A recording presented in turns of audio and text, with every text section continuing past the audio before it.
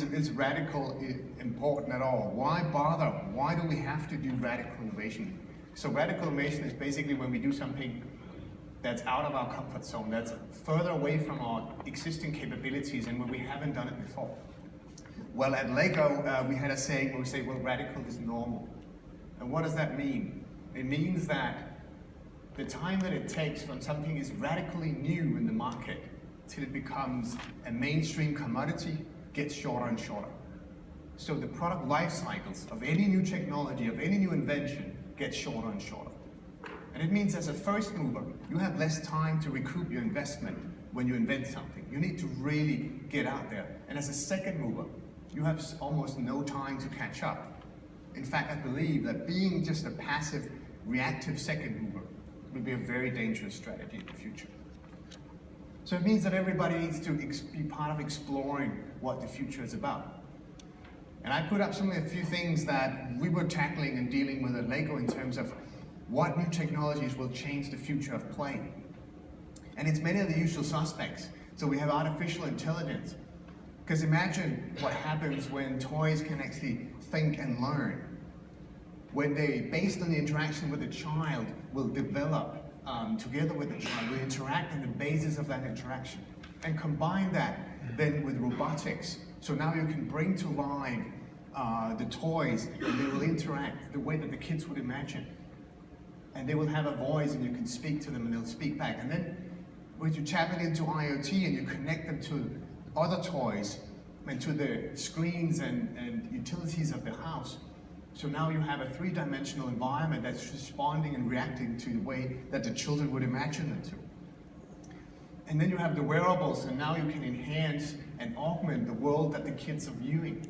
So they'll be viewing the physical world, but they can augment it through their play.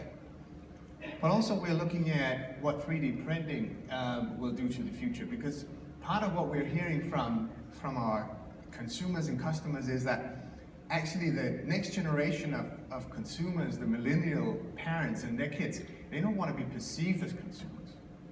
They want to be co-creators. And they want to be part of creating the experiences that we do.